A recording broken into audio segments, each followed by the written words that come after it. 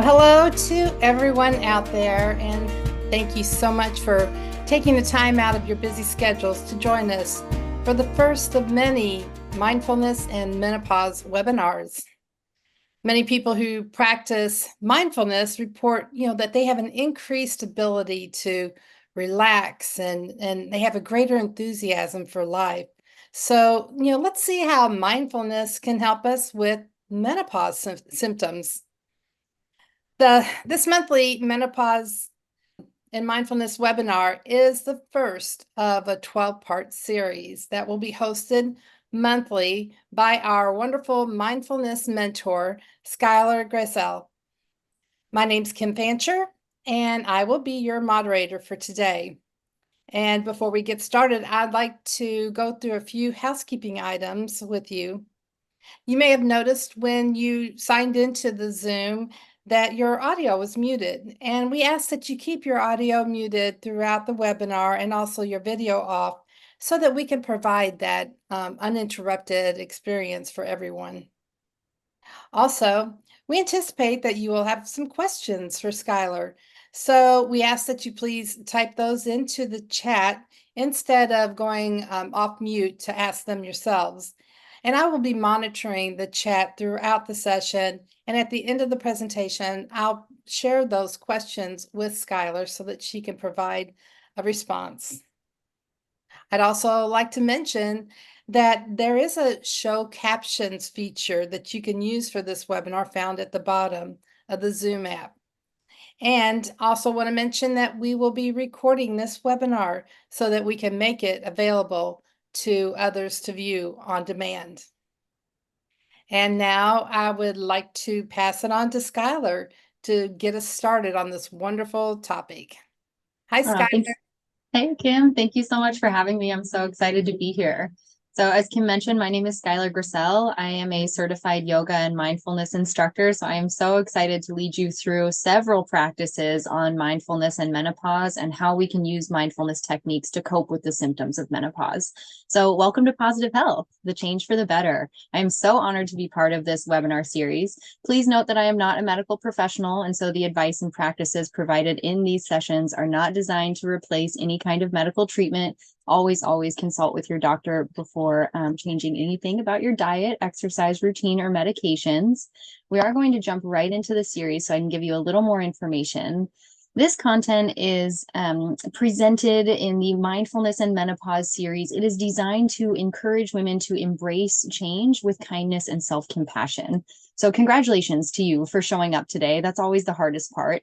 And thank you for taking the time out for doing something good for your health and your well-being. I get to be your mindfulness mentor through this series. So if you're new to mindfulness, don't worry. The content presented is here and it's open for everyone. I hope these practices will help you just build your toolbox with more new skills to help you gracefully and happily move through your menopause journey. Remember that mindfulness practices have been proven to help women cope with many symptoms of menopause. In this series, we'll explore various mindfulness skills and coping mechanisms, and you can expect hands-on practices each time we meet, and you can collect tips on how to incorporate mindfulness into your daily routine, as well as ask me some questions at the end of our presentation. But feel free to use that chat box. Kim will be here for us if you have anything pop up while we're going through our content. Since it's our first presentation of 12, I want to go through the full series content so you can know what to expect. The Mindfulness and Menopause session is part of a larger series where we analyze specific symptoms and we partner them with practical mindfulness techniques. So I hope you continue to join us. There are 3 sessions related to hot flashes since they are the most common symptom of menopause. You can expect a visualization practice, breath work, and some scientific exploration of the vagus nerve and our fight or flight response. And then we'll talk about sleep because it is often a common challenge associated with the change. I'm happy to guide you through box breathing, relaxation, and a yoga nidra meditation. And then in our emotional health sessions, we'll talk about mindfulness to reduce anxiety and depression. And lastly, we'll discover how to use mindfulness to combat low libido and other sexual side effects that come with menopause. So let's get into today's topic. We are talking about visualization practices today, and I think this is a really good place to start. Now, at the very least, it's probably no surprise that we're starting with that most common symptom of menopause, good old hot flashes. Now, if you're lucky enough to not have experienced a hot flash, they often come on suddenly and can last 30 seconds to a few minutes, according to the Cleveland Clinic. They are an internal sensation of overheating that results in sweat and discomfort as the body attempts to cool down. That's the official definition. Now, the good news is we can use mindfulness practice and visualization to turn down the heat. Now, I'll tell you, any mindfulness or meditation practice you do, consistency is key. Now, this might not be the one you grab off the shelf in the immediate response to a hot flash, but the more consistent you can work with this practice, the easier it will be for your brain to remember, oh, when we think of this and we get into this practice, we cool down. So we'll get into a little more of that later. Now, tell me in the chat box if you'd like, have you ever done a visualization practice before? Is this a new concept for you? Now, and even if you've never practiced before, what do you think? We're using visualization to get into the mind to help us cope with a physical response. Feel free to type in the chat. And whether it's your first time doing any kind of mindfulness practice ever, or you're an experienced meditator, I suggest just being open to whatever comes up with this practice. So got a couple comments. Yes, I love it. Have not done it before. Perfect. This is a really good place to start, as I mentioned, and throughout every session, I'll give you some tips. So tips for today for our visualization practice. The first one is always to set the tone of your practice. Now, if you've ever done yoga or any kind of mindfulness, you might be familiar with setting an intention, simplifying the goal of your practice. What are we trying to do? Making it as simple as possible is going to make it easier for your brain to get to that goal. So repeating this intention before, during, and after your practice can help keep the mind focused and get the results that you want. I suggest making this an active or present tense verbal phrase. For example, cool the body. 2 to 3 words. Maybe this is our goal. Cool the body, or release the heat. Very present, very active. This way, when the mind starts to wander, as it does because we are normal human beings, you can use your intention as an anchor to bring you back to the purpose and the focus of your practice. So I would suggest making that present tense, practicing that slow breathing. I am releasing heat. Release the heat, etc., etc. We'll do a little more of that throughout this series. Your second tip today is to use your senses. Get as detailed with your visualization practice as possible. The more real you can make this experience, the more real it is for the body and the mind, and the more effective it will be. Start mentally accessing all your senses. Now, you can do this by recalling maybe a memory. Maybe you were outside, or a particularly happy memory. What was it about that space or environment? So when we talk about imagination and visualization with the senses, what do you see? How green are the greens? How textured is the bark on the trees? How vivid is the reflection bouncing off the water? What do you smell? What do you hear? What do you taste? Add vibrance to your mental experience by continuously detailing your mental sensory experience. And the last tip I have for you today is get emotional about it. So yes, you can consider that your permission, my friends. We are allowed to be emotional here through all of our mindfulness practices. This is a safe place. Associate positive emotions to your mental imagery. So studies have shown that strong emotions linked to mental experience create stronger pathways in the brain. They are more easily stored in our long-term memory. For example, you are far more likely to remember the moving graduation speech your daughter gave than to remember what was served at her graduation dinner. Because the more emotion you have connected to an experience, the more likely it is to be stored in the brain. So if you feel anything come up through our visualization practice, sit with that, analyze that, allow it to be. There's no reason to push any of those things down or away. Like I said, this is a safe place, and be kind to yourself. And before we jump into our practice, we can talk about why this works and a bit of dissecting a hot flash. Feel free to type in the chat if you've got any questions, my friends. As we talk about each of our symptoms through this series, we'll do a brief overview. Many of us on here are probably already pretty familiar with a hot flash, but understanding the mechanics of a symptom can help us cope, especially if you're kind of a science-y person. Sometimes understanding what's going on in the brain and the body help us understand how to cope with it. Because menopause reduces estrogen in the body, the brain responds in a less than fun way. A hot flash actually occurs because the brain thinks the body is too cold. And so your wonderful brain helping you survive, it responds very quickly, telling the body to heat up. Now, hormone changes make the body sensitive to even just small changes in temperature. Any change can jumpstart the body's attempt to cool down. And unfortunately, it is the very thing that makes you too hot. So blood rushes to your chest, it rushes to your face, and you start sweating, and your body attempts to cool off. That's what's going on in the body. So how can we access the brain to kind of hijack this response? Let me know. 75% of menopausal women experience a hot flash. Let me know if this is a surprise to you. Do you think this number is too little or too big? According to the Cleveland Clinic, 75% of menopausal women experience hot flashes. Now, maybe if you have one of those friends who's never experienced a hot flash, they just get to be one of the lucky ones. While hot flashes are a common symptom, they don't necessarily mean you are menopausal. Premenopausal also experience hot flashes. Hormone changes as women age can actually trigger several things. And on average, menopause, or having your last period, starts around age 51, but hot flashes can occur up to a decade before that. Let's go over a couple other myths and facts about hot flashes, and maybe everyone's most or least favorite. Unfortunately, hot flashes do not burn calories. It's a little unfair, but unfortunately, hot flashes do not burn calories. And according to the Cleveland Clinic, they do not raise your internal core temperature. They do not raise your core temperature. Hot flashes raise the surface temperature of your skin. Your body is attempting to get rid of internal heat. Now, since they don't raise your core temperature, hot flashes also do not cause a fever. And regardless of what your partner may tell you, according to the Cleveland Clinic, hot flashes symptoms are not alleviated with sex, as far as we know. Now, while we are still figuring out what makes a hot flash better, we at least know what makes them worse. And the number one thing that makes a hot flash worse is smoking. If you're not involved in a cessation program, there's lots of really awesome programs out there. Doctors are saying that staying away from cigarettes can help reduce the frequency and the extremity of your symptoms of hot flashes. Now, dizziness is also not a normal side effect of a hot flash. So if you are experiencing dizziness through this journey, please talk to your doctor about it. Our final myth requires a bit more time and research. The Cleveland Clinic says that magnesium and black cohosh supplements can help with hot flashes, but remember, please always consult with your doctor before adding into any supplements into your medication routine. Now, even though there are miracle supplements out there, especially as we go through changes, lots of things are advertised to us.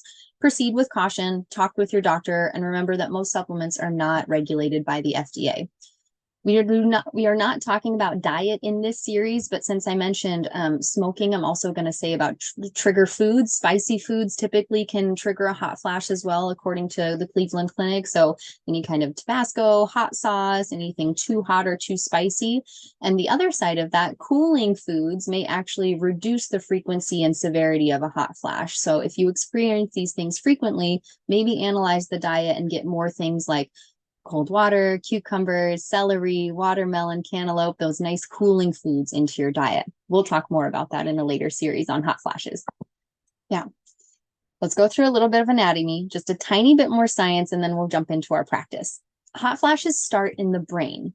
So decreasing estrogen affects the hypothalamus, and it confuses the brain with inaccurate messages, and it tells the brain that the body is too hot. Now, I want you to think about that just for a second. It starts in the brain. So how can we tap into that system? We know that mindfulness is linked to the brain. We're breathing slowly. We're slowing the heart rate. We're mindfully engaging our imagination and our senses in order to provoke a physical and emotional response. So we're going to hijack that brain-based anatomy of the hot flash and help cool the body. We can also remember that a hot flash is a false alarm. The brain responds by sending out a red alert to the heart, the blood vessels, and the nervous system that the body needs to cool off really fast. But we know physically, we know in that prefrontal cortex, the reasoning center of our brain, that the body is not too hot. So we'll breathe into that experience. The last thing we need to remember is that as we heat up, the heart pumps faster and blood vessels open to circulate more blood and activate the sweat glands. The very real chemical reaction in the brain triggers these very real physical responses. The good news is mindfulness will help us with this as well. Now, typically when we have that racing heart, what else is happening? Our breathing is increased, our body temperature increases. So if we can access the breath, then slow that down, all those other things may slow down. Our blood vessels will go back to normal. The heart rate will slow down. So pay attention to what's physically happening in your body as we go through this. I believe we're ready to start talking about our practice. How can we use mindfulness to help us cope with the symptoms of hot flashes?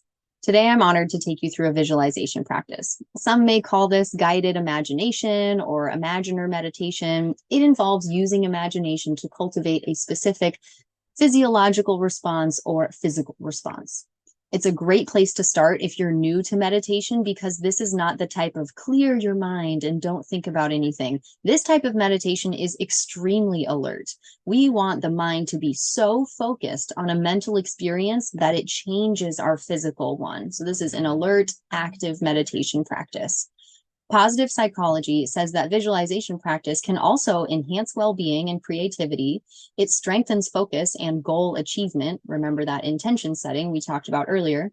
It also says that visualization improves self-image and allows us to, on purpose, tap into those positive emotions. I'll give you more information about posture and breath work as we settle into our practice, but you may have guessed our ideal practice is in a comfortable and nice, quiet environment. That always helps. You want to be in a comfortable posture so you can sit or lay down. And after finding that posture, the next steps are always finding the breath and breathing with intention, but I'll guide you through those things. Let's talk about why this works. Now, especially if we're a little skeptical of meditation and mindfulness, here's just a little bit of the science behind it. Now, visualization involves mental detachment from your current situation. Because the mind is a powerful thing, we can talk ourselves into an alerted state of being. Has anyone ever felt sad and then forced themselves to smile in the mirror? What happened? Usually after a couple seconds of doing that, your body responds by reducing cortisol and adrenaline in the brain and releasing dopamine because of your physical action. Visualization is a similar concept. The slow breath work we're going to use accompanying our practice stimulates something called the vagus nerve. You'll hear a lot about this through our series. The vagus nerve runs from the base of the brain down your spine. It touches your heart and it actually ends in your gut. So it's one of the longest nerves in your body, and it's our central hub for a lot of our normal living functions: breath rate, body temperature, heart rate. It is also the central hub for our fight or flight response. So by slowing the breath, we send a message to the vagus nerve to slow the heart rate, normalize the blood vessels, and yes, lower the body temperature. Remember our tip from earlier: be as detailed as possible. All 5 senses. This is your practice, so make it meaningful to you. As we settle in, find a nice, comfortable seat, either in a chair, legs crossed or uncrossed. If anything I said provoked any questions for you, now is the time to kind of put those in the chat so we can collect them. We'll jump into our practice on the next slide. So as you're finding either a seat or a nice lay down position, if you can, you might even remove a piece of clothing, since we're talking about cooling the body. Sometimes that's a nice physical way to release. You can use additional tools like maybe a fan or a damp washcloth if that helps. You might have a cold glass of water. Now set your intention. Get as simple as you can. What are you hoping to get out of your practice today? 2 or 3 words if you can.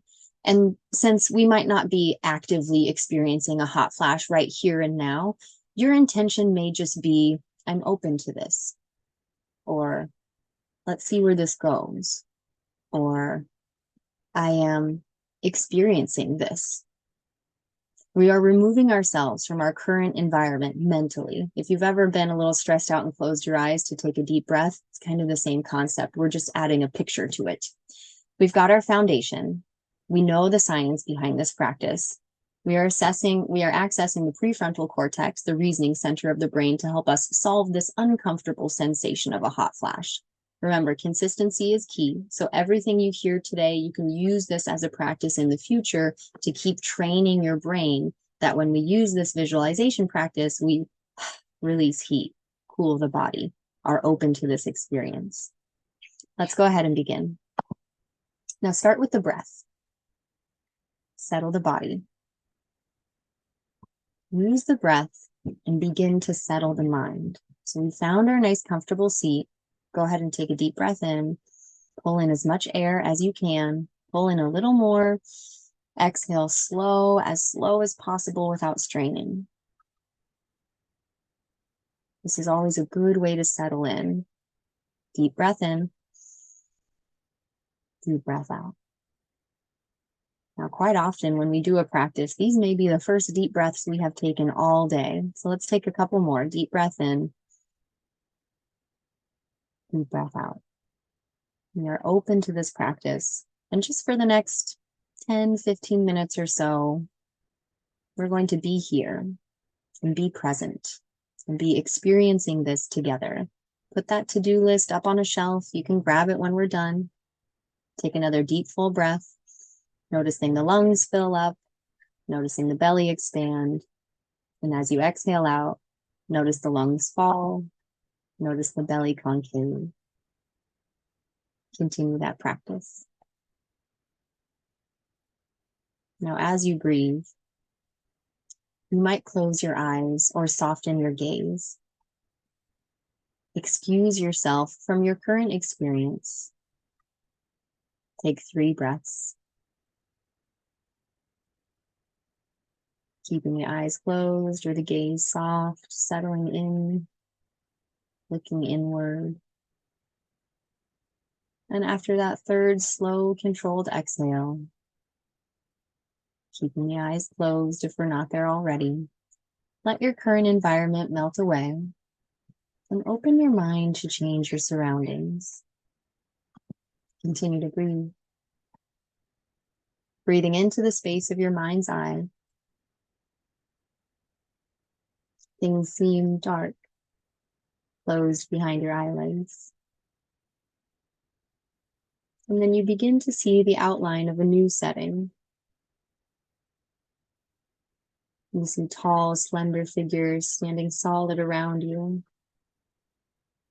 clouded by a misty fog.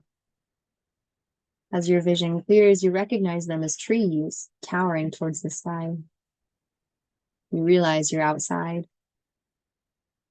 You feel cool air on your neck, a gentle breeze. The light stretching through the branches tells you it's early morning. The world is quiet. You hear a few chirps of morning birds. Your vision clears a bit more and you see full ferns and bushes of green. You see the trunks of the trees all covered in lush moss. Everything is wet with dew from the early morning. Continue to breathe. The light is low, but you can make out a path in front of you. Everything is glowing. The dew is sparkling, and the air has a heavy chill. Involuntarily, you take a step and feel the cold earth beneath your bare foot. You look down and see soft, damp soil between your toes. The wet dirt under your foot sends an awakening chill up your leg. You take a deep breath, breathing in the cool air of the morning. As you exhale, a swift breeze passes over you. The cold, frosty air prickles your skin, and you breathe in the sweet smell of cedar and rain. The sensation sends a frost through your spine, and you feel your skin ripple with goosebumps. You take another breath. Breathing out, you feel refreshed in the coolness of the forest. You breathe in again. Chilled air passing through your nostrils, refreshing your lungs. You breathe out, a cloud of vapor. You continue to breathe in this chilly morning. As your feet start walking in front of you, you follow the path. Each step of your bare feet connecting with the earth below, sometimes gliding through fresh, moist grass, or often soft falling leaves. Sometimes landing in a tiny damp puddle, chilling your toes and ankles with droplets of rainwater still cold from the night before.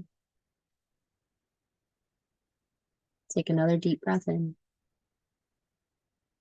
You see yourself breathe out a cloud of vapor. You have no fear and no hesitation. You find yourself peaceful in this beautiful place, your legs moving naturally underneath you. And as you walk down this forest path, you marvel at the vastness of the forest, the hazy mist weaving through the trees, the light wind sending the branches dancing and chilling your skin. You take another deep breath in. You see yourself breathe out a cloud of vapor. You continue to walk down the path, and it comes to an opening. The trees around you begin to thin, and you continue to walk forward. Tempted to wrap your arms around you against the morning chill, you do not. You let the icy air breeze between your arms and your body. You feel the cold against your collarbones and your ears. You let the corners of your mouth curl into a gentle smile. The clearing you approach seems to bring more and more wind your direction. You can't help but continue your steady pace, feeling refreshed, energized, happy. Cold air on your cheeks, the tip of your nose, morning mist gets caught on your eyelashes, and you welcome the refreshment, breathing in, breathing out. Deep breath in, and a big sigh out with delight, gently refreshed with the day's cold and quiet beginning. Breathe in, breathe out. Your breath in the air is heavy with liquid, a cloud of vapor. The ground beneath you turns soft. You see polished stones all around your toes, and you see that they are glistening, the water on them reflecting the low, distant shine of the sun. Lifting your head again, you see a shoreline. You see a beautiful lake. The dim blue water so peaceful and inviting. The surface looks like glass. You breathe in. You breathe out a cloud of vapor.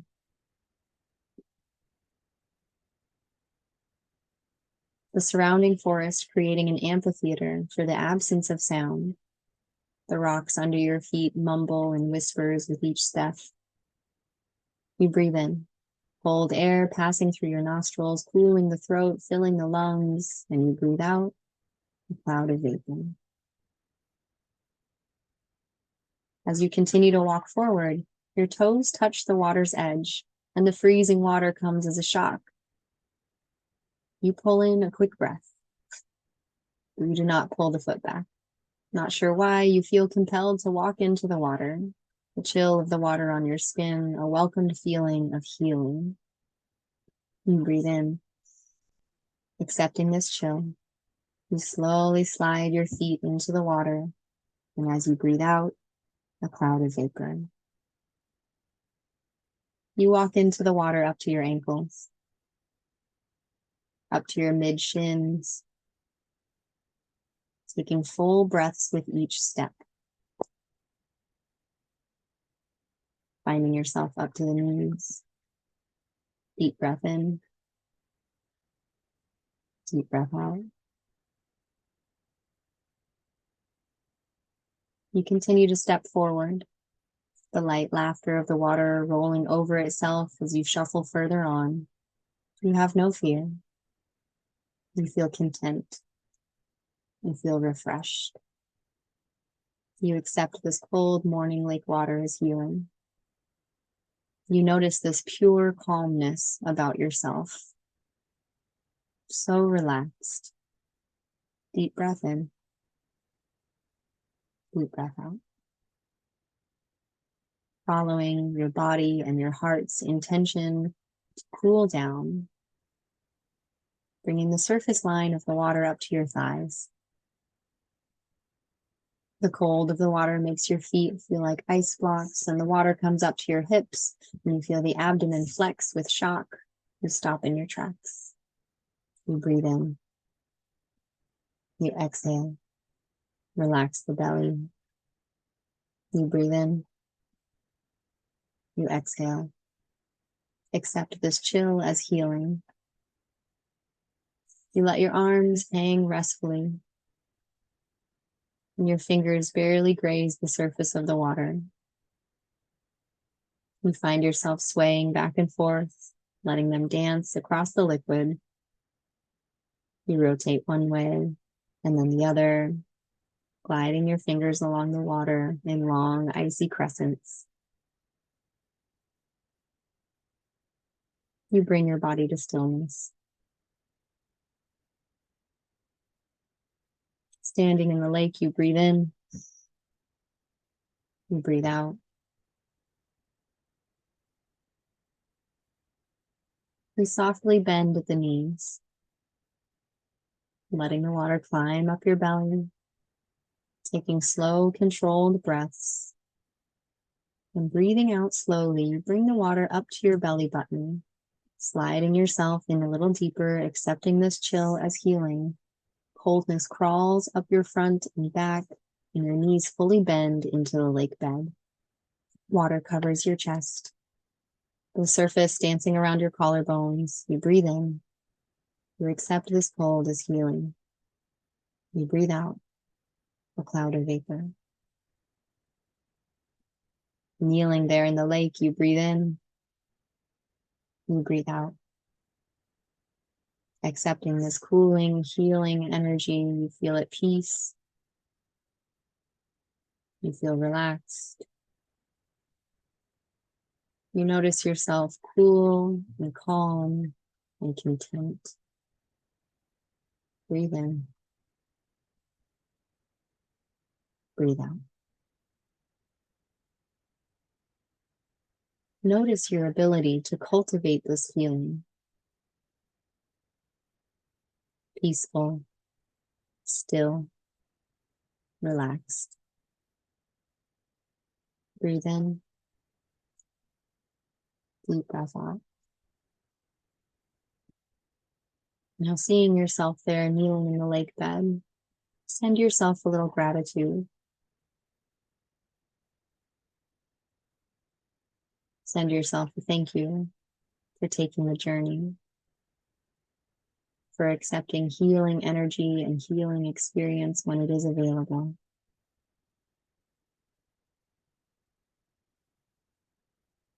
In your mind's eye, kneeling there in the lake, you put one hand over your heart, feeling the cold contact, skin to skin. Deep breath in, deep breath out. Send yourself a little love.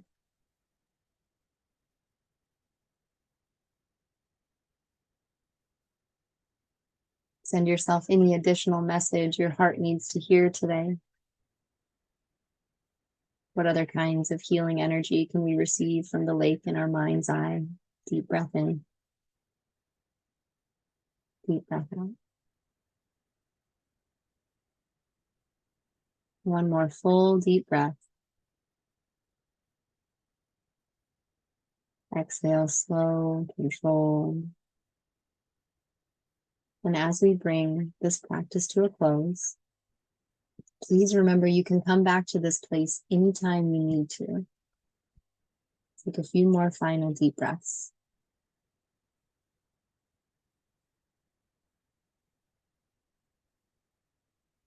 Now, taking with you anything you would like to carry with you from this experience.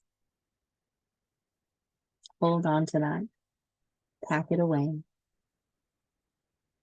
And when you're ready to come back to our present moment, you can wiggle the fingers, wiggle the toes,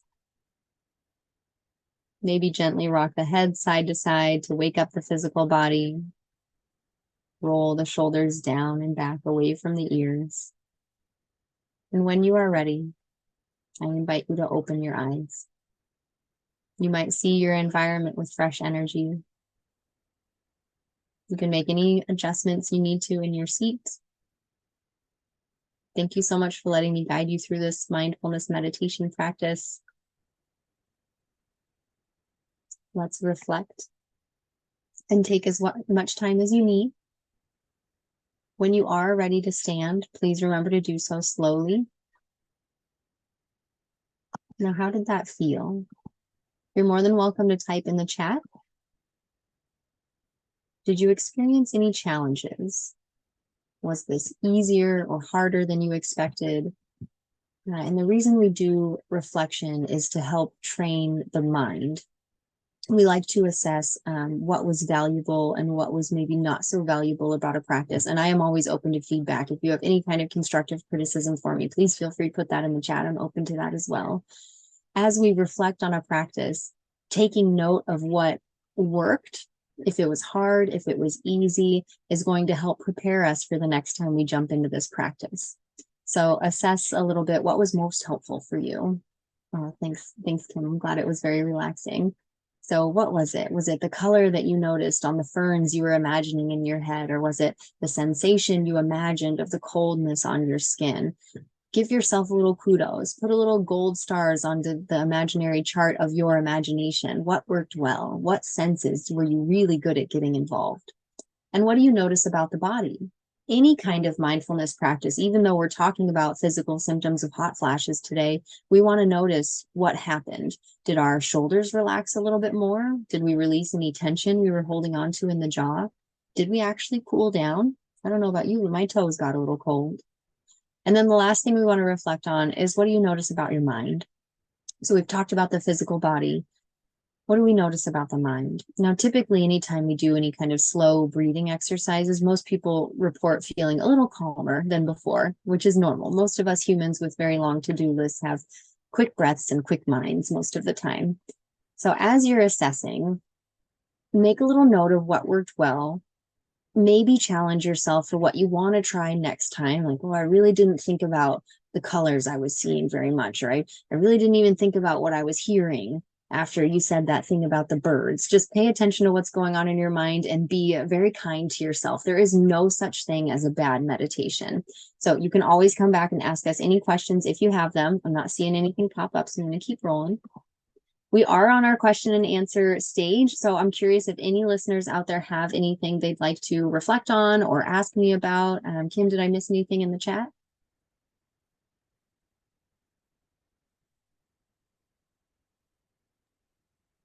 No, I don't see anything in the chat just yet, but I have a question for you.